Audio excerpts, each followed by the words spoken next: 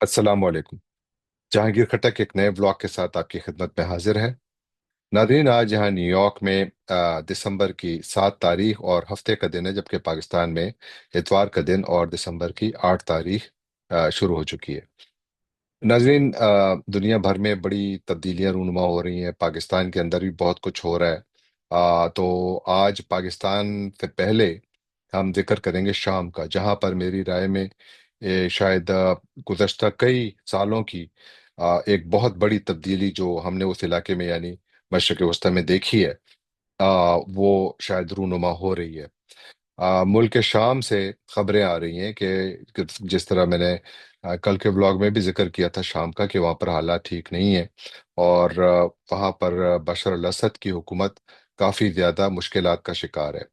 उसके बाद जो जूं जूं घंटे गुजरते गए तो खबरें आती गईं कि हयात तहरीर अल शाम के नाम से जाने जाने वाली ये जो एक मुसल्लह ग्रोह है, वो बड़ी तेजी से दमिश्क की तरफ पेशकदमी कर रहा है। और साथ फिर ये भी खबरें आना शुरू हो गई आज के सिर्फ शुमाल की जानिब से दमिश्क का मुहासरा नहीं किया जा रहा, बल्कि जुनूब की जानिब से भी मुख्तलिफ दूसरे जो ग्रुप्स हैं, जो जिनको रेबल्स भी कहते हैं, अपोजिशन भी कहते हैं, it depends on whom you ask, लेकिन जनरली उनको फिर अपोजिशन का नाम दिया जा रहा है कि जी ये हुकूमत मुखालिफ मुसल्लह ग्रोह जो हैं, वो शाम के दारुल को घेरे में ले चुके हैं। फिर अभी जब ये मैं व्लॉग की तैयारी बस करने के लिए बैठा ही था कि खबर आई कि शामी जो अपोजिशन है, हयात तहरीर अल शाम, उनकी जानिब से दावा किया गया है कि उनके जो जंगजू हैं वो दमिश्क में दाखिल हो गए हैं। और फिर इसके साथ ये भी खबर आई कि जो शाम के सदर हैं बशार अल असद, जो जिनकी उम्र 59 ईयर है, 59 साल उनकी उम्र है, पेशे के एतबार से एक डॉक्टर हैं, वो गायब हो चुके हैं। कुछ खबरें ये कह रही हैं कि शायद वो मुल्क से फरार हो गए अपनी फैमिली के साथ, और कुछ खबरें ये कह रही हैं कि शायद वो अपने आबाई इलाके लटकिया में चले गए।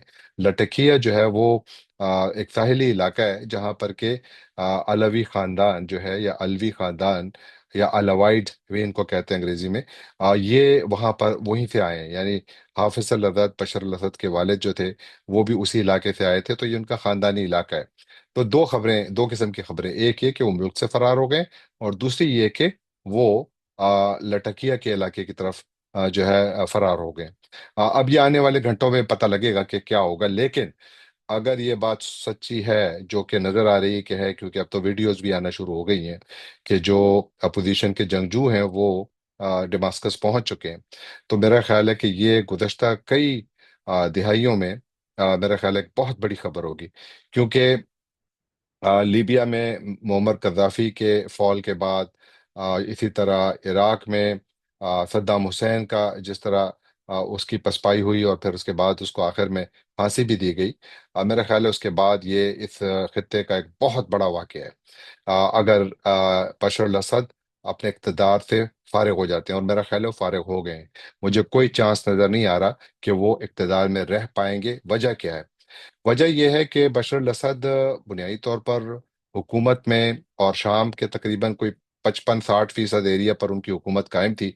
बाकी सारा का सारा एरिया, जिसमें से 25% एरिया तकरीबन वो तो कुर्दों के हाथ में है, जहाँ पर के अमेरिकन बेसिस भी है। फिर कुछ एरिया जो था वो ये जो हयात तहरीर अल शाम, इनके हाथ में है। फिर एक और जो फ्री सीरियन आर्मी के नाम से एक ऑर्गेनाइजेशन थी, है, जिसको टर्की सपोर्ट करता है, कुछ हिस्सा उनके हाथ में था। तो शाम जो है वो बटा हुआ था पहले से बहुत सारे ग्रोहों के दरमियान, लेकिन जो हुकूमत की कब्जा कब्जा था, या जो कंट्रोल था, वो तकरीबन 60% के करीब जमीन पर था।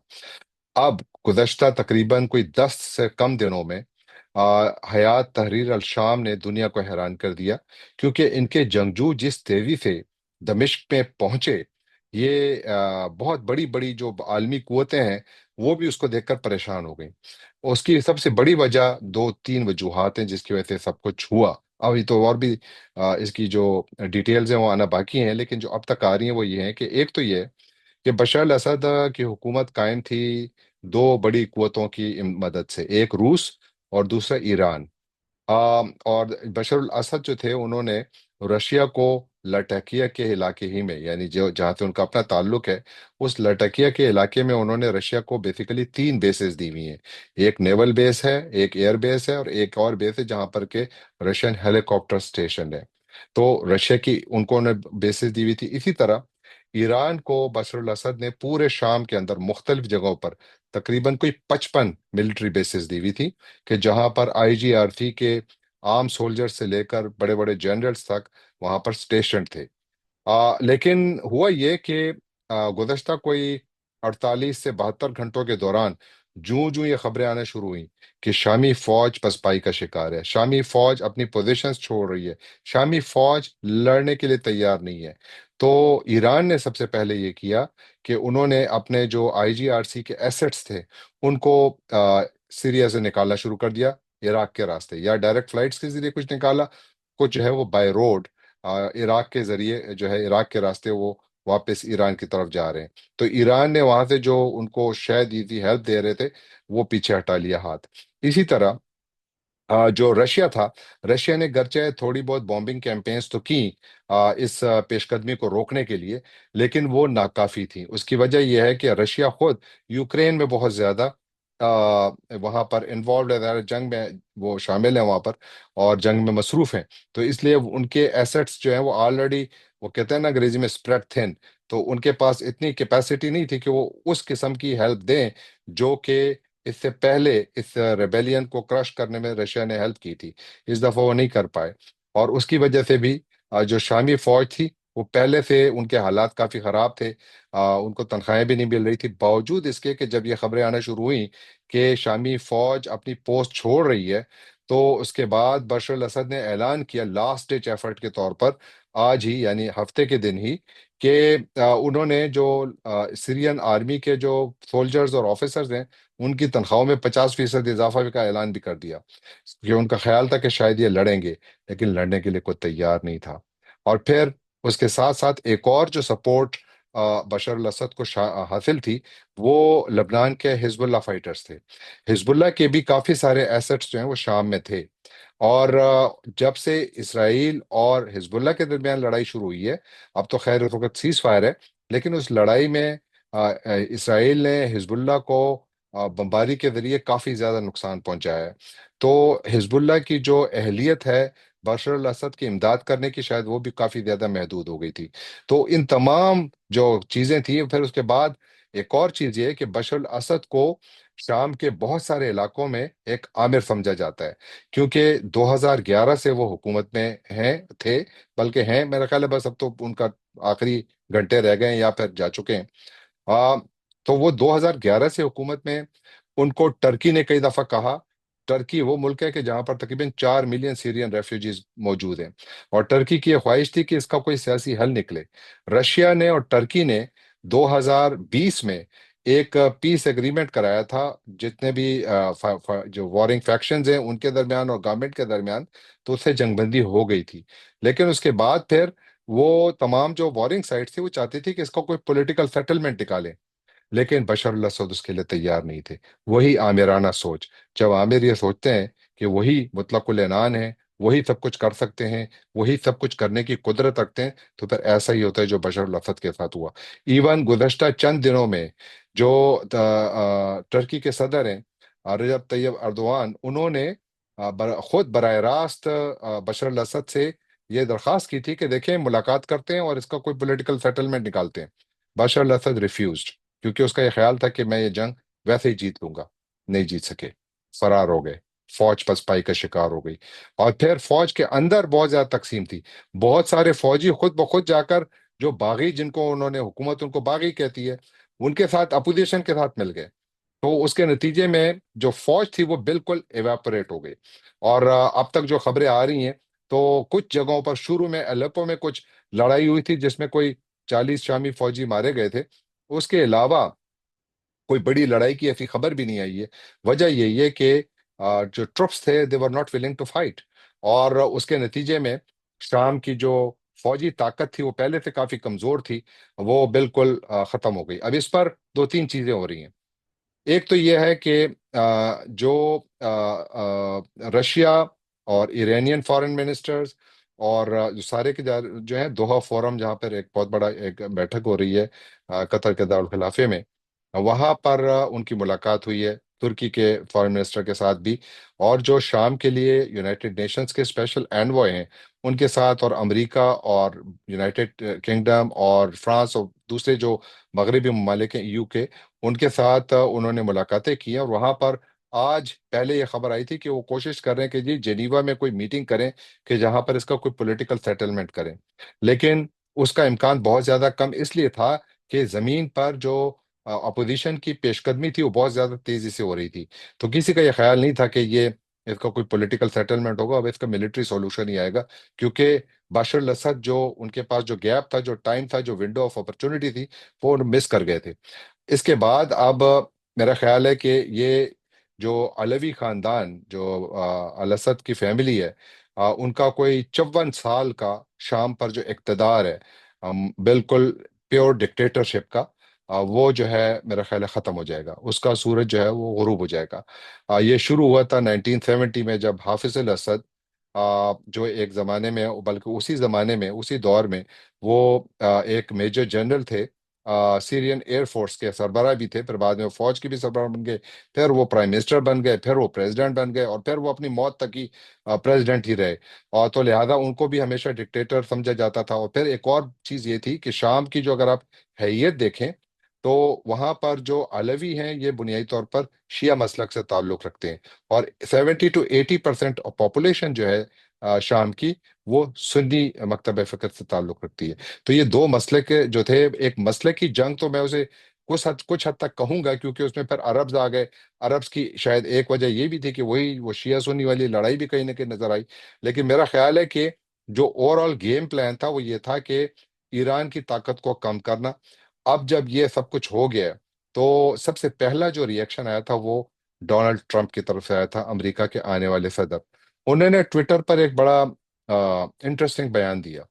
انہوں نے کہا کہ جی شام کے باغی بڑی تیزی سے جو ہے وہ موو کر رہے ہیں ڈماسکس کی طرف، اور انہوں نے کو کہا کہ اچھا ہے کیونکہ ہم تو حافظ الاسد بشر الاسد کی مخالف ہیں، لیکن پھر اس کے بعد انہوں نے بولڈ الفاظ میں لکھا کہ امریکہ کی جنگ نہیں ہے یہ، تو ہمارے اس میں کوئی بزنس نہیں ہے، اور مطلب ہے کہ انہوں نے اپنے آپ کو پہلے ہی قطع تعلق کر دیا۔ یہ وہ تبدیلی ہے جو ڈونلڈ ٹرمپ نے جو اس کا وعدہ کیا تھا، اور انہوں نے سب سے پہلا، جو ہی ایک پاسبل انٹرنیشنل کرائسس ہے، کیونکہ اس سے مڈل ایسٹ کا نقشہ بدل سکتا ہے، اور اس کے اوپر ڈونلڈ ٹرمپ کا جو امیجیٹ ری ایکشن ہے، تو اس کے اوپر کافی لوگ جو ہیں، وہ لوگ جو کہ امریکہ کی ہر جگہ پر انوالومنٹ کے خلاف ہیں، وہ اس پر بڑے خوش بھی ہیں کہ ٹھیک ہے ڈونلڈ ٹرمپ نے ایک اچھا فیصلہ کیا ہے، یعنی وہ صدر نہیں ہے لیکن آنے والے صدر تو ہیں، اگلے 6 ہفتوں میں وہ امریکہ کے صدر ہوں گے، یا 7 ہفتوں میں، تو وہ اس وقت جو فیصلے لیں گے تو اس کو انڈیا اس وقت بڑا واضح طور پر دے رہے ہیں، اور یہی وہ ڈس انگیجمنٹ ہے شاید وہ کافی حد تک کہیں نہ کہیں چاہتے ہیں۔ اور ایک اور چیز، جس سے پہلے کہ میں اوور آل امپیکٹ کی بات کروں کہ اس پورے واقعے کا اس کی ریجن پہ کیا امپیکٹ ہوگا، یہ جو جنگ ہے، اگر آپ اس کے تانے بانے دیکھیں، یعنی جو شام کی جنگ ہے، اس کے تانے بانے کہاں سے مل رہے ہیں؟ اس کے تانے بانے مل رہے ہیں یوکرین سے۔ یوکرین سے کیسے مل رہے ہیں؟ یوکرین سے ایسے مل رہے ہیں کہ رشیا نے یوکرین پر الزام لگایا ہے کہ یوکرین کی جو سیکیورٹی سروس ہے، جس طرح ہماری سیکرٹ سروس جو ہے، جس طرح ہماری ISI ہے یا امریکہ کی CIA ہے، تو ان کی جو سیکرٹ سروس ہے، انہوں نے یہ جو شامی باغی ہیں، ان کا جو ہے حیات تحریر الشام، ان کے جو جنگجو ہیں ان کی تربیت کی ہے، ان کو ڈرون چلانا سکھائے ہوں، ان کو نائٹ ویژن گوگلز دیے ہیں، ان کو جو ہے نائٹ وارفیئر کی ٹریننگ دی ہے، اور ان میں سے بہت سارے لوگ ایسے ہیں جنہوں نے کتنی بہت تیزی سے پیش قدمی کی، اس کی ایک وجہ یہ بھی ہے کہ وہ بیٹر ٹرینڈ تھے۔ اور پھر ایک اور خبر یہ بھی آ رہی ہے کہ ان جنگجوؤں کو جو گرچہ امریکہ نے فی الحال تو امریکہ کے تو اس وقت جو بائیڈن صدر ہے، تو وہ بنیادی طور پر اس گروپ کی حمایت جنرلی انڈکلیئرڈ کر رہے ہیں، باوجود اس کے کہ اس گروپ کا جو سربراہ ہے، اس کے سر پر اس وقت بھی ابو محمد الجولانی، اس کے سر پر امریکہ نے $1 کروڑ کیا انعام بھی رکھا ہے کہ اگر اس کو زندہ یا مردہ حالت میں لایا گیا تو اس شخص کو جو ہے $1 کروڑ یا $10 ملین کا انعام دیا جائے گا۔ لیکن کچھ خبریں ایسی ہیں کہ اس کو نہ صرف امریکہ کی حمایت حاصل ہے، بلکہ ساتھ ترکی کی حمایت تو ہے ہی ہے، ساتھ اس کے جو ہے عرب جو کنٹریز ہیں جس طرح سعودی عربیہ وغیرہ، وہ ان کی ساتھ کہیں نہ کہیں ان کی پشپناہی حاصل ہے، اور ساتھ پھر اسرائیل کی بھی۔ اب دیکھیے کہ اگر آپ کچھ عرصہ پہلے دیکھیں تو اسرائیل کی جو بومبنگ کیمپینز ہو رہی تھی، تو وہ کن کن چیزوں کو ٹارگٹ کرتے، وہ بڑے پریسائز تھے۔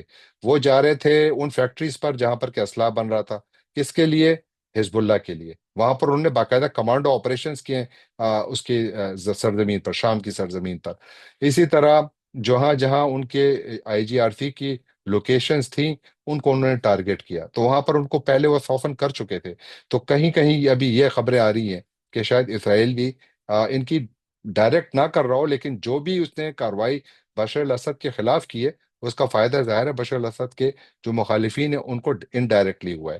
تو میں یہ قیاس نہیں کرتا کہ اسرائیل اس میں شامل ہے، لیکن میں یہ ضرور کہتا ہوں کہ جو اسرائیل کی کاروائی ہے، اس نے شام میں جو اسرائیل کی کاروائیاں ہیں، انہوں نے جو ہے اس گروپ کو بہت زیادہ فائدہ دیا ہے جو زمین پر۔ اب یہ جو پوری ایک سینیریو ڈیولپ ہو رہا ہے، میرا خیال ہے کہ اس کا امپیکٹ اس ریجن پر بہت گہرا ہوگا۔ اس کا امپیکٹ سب سے پہلے تو ایران پر اتنا گہرا ہوگا، کیونکہ ایران کا جو مین جو دیکھیے حزب اللہ جو ہے، وہ دنیا کی سب سے بڑی جو آرمڈ ملیٹنٹ گروپ ہے، جس کے پاس سب سے زیادہ ویپنز ہیں۔ جو ویسٹرن سورسز ہیں، ان کا یہ دعویٰ ہے کہ حزب اللہ کے پاس کم از کم 1.5 لاکھ جو ہے راکٹس اور میزائلز ہیں، جو کہ ایران کی طرف سے دیے گئے ہیں۔ ایران آن دا ایوریج حزب اللہ کو تقریباً $700 ملین کا اسلحہ ہر سال دیتا رہا ہے۔ وہ اسلحہ کون سے راستے سے جاتا تھا؟ وہ شام کے راستے سے جاتا تھا۔ یہی وجہ ہے کہ ایران نے شام میں کم از کم 55 اپنی ملٹری بیسز بنائی ہوئی تھی، ابھی بھی ہیں، ابھی تو شاید وہ وہاں سے نکل رہے ہیں، بلکہ نکل چکے ہیں کافی سارے۔ لیکن یہ صورتحال تھی، لہٰذا سب سے بڑا لوزر کون ہوا یہاں پر؟ ایران۔ اس کے ساتھ دوسرا لوزر سب سے بڑا کون ہوا؟ رشیا۔ رشیا کی بھی وہاں پر ملٹری پریزنس ہے۔ اب یہ دیکھنا باقی ہے کہ یہ جو اپوزیشن کے گروپس ہیں، یہ رشیا کے ساتھ کیا کرتے ہیں۔ وہاں پر آیا رشیا وہاں سے ودرا کرتا ہے، کیونکہ بہت سارے لوگ یہ کہہ رہے ہیں کہ یہ رشیا کا سائیگون موومنٹ آ رہا ہے۔ ابھی سائیگون موومنٹ کسے کہتے ہیں؟ سائیگون موومنٹ ہوا ہے جب امریکی افواج ویتنام سے نکل رہی تھی، تو امریکہ کے جو جتنے بھی آفیشل تھے، وہ سائیگون میں جو امریکہ کی ایمبیسی تھی، اس کی چھت سے ہیلی کاپٹرز کے ذریعے وہاں سے وہ فرار ہوئے تھے۔ اور اب خیال یہ ہے کہ شاید رشیا کو شام سے ایسا کرنا پڑے۔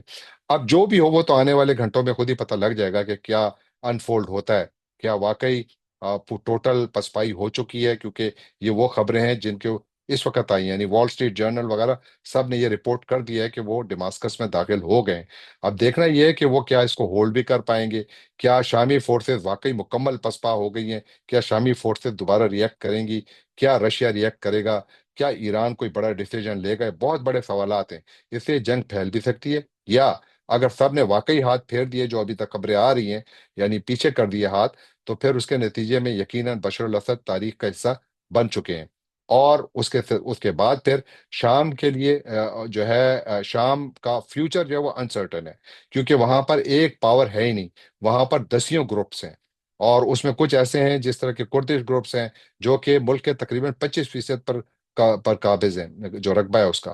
تو وہاں پر کیا صورتحال بنتی ہے؟ پھر ان کی آپس میں کئی پھر لڑائیاں شروع ہوں گی، مجھے لگتا ہے کہ شاید ہوں۔ تو شام میں خانہ جنگی کا جو جاری رہنے کا امکان ہے، وہ کافی زیادہ ہے اس وقت، کیونکہ اس وقت کوئی چیز واضح ہے ہی نہیں کہ فیوچر میں کیا سیٹ اپ ہوگا اگر واقعی بشار الاسد تاریخ کا حصہ بن چکے ہیں۔ اور ایک اور بات، چونکہ ایران کا جو مین روٹ تھا ویپنز کی سپلائی کا حزب اللہ کے لیے، یہ حزب اللہ کے لیے بہت بڑا نقصان ہوگا، کیونکہ حزب اللہ کو ڈائریکٹ سپورٹ کے لیے ایران کو اب نئے راستے تلاش کرنے ہوں گے، یا تو ایران کو انہی گروپس کے ساتھ کوئی راستہ بنا کر اپنے لیے راستہ بنانا ہوگا تاکہ حزب اللہ کی مدد کی جا سکے، اور اگر ایسا نہ ہوا تو حزب اللہ کمزور ہوگی، جس کا فائدہ کس کو ہوگا؟ اسرائیل کو ہوگا۔ اسی طرح جو غزہ میں جو وہاں پر اس وقت بہت بڑا مسئلہ بنا ہوا ہے، جس طرح اسرائیل وہاں پر اپنی وحشیانہ بمباری کر رہا ہے، درندگی دکھا رہا ہے، تقریباً 45,000 فلسطینیوں کا قتل عام کر چکا ہے، اور جاری ہے، آج بھی جاری ہے۔ آج بھی خبریں ہیں کہ تقریباً 24 گھنٹوں میں پورے غزہ میں 63 فلسطینی شہید ہوئے ہیں، ہفتے جمعے اور ہفتے کے درمیان کے 24 گھنٹوں میں۔ تو وہاں پر حالات کافی خراب ہیں، اور اس سے کیا ہوگا کہ اسرائیل زیادہ طاقتور ہوگا، اور سب سے بڑا جو طاقتور ملک اس میں نکلے گا وہ टर्की होगा। मेरा ख्याल है टर्की की यहाँ पर ताकत बहुत ज्यादा फैलेगी। और देखेंगे ये कि टर्की अब फिर रोल क्या अदा करता है, टर्की किस किस्म का रोल अदा करता है। आया सीरिया को स्टेबलाइज करने में कोई बड़ा किरदार अदा करता है। और अमेरिका और दूसरी आलमी कुव्वतें यकीनन कोई ना कोई किरदार जरूर अदा करेंगी। गर्चे डोनाल्ड ट्रंप आ रहे हैं, उनके ट्वीट से तो जाहिर होता है कि वो कहते हैं हम कोई, यानी वो जंगी कार्रवाइयों में हिस्सा नहीं लेना चाहते, लेकिन यकीनन कोई स्टेबिलिटी के लिए जो भी अपॉर्चुनिटी होगी या कोई भी कोशिश होगी तो उसमें अमेरिका शायद शामिल होगा। तो ये जो ओवरऑल सिचुएशन है जिस पे मैं बात करना चाहता था। और साथ ये कि आने वाले जो घंटे हैं इसमें जो भी डेवलपमेंट्स होंगी मैं दोबारा आपकी खिदमत में हाजिर हूँगा।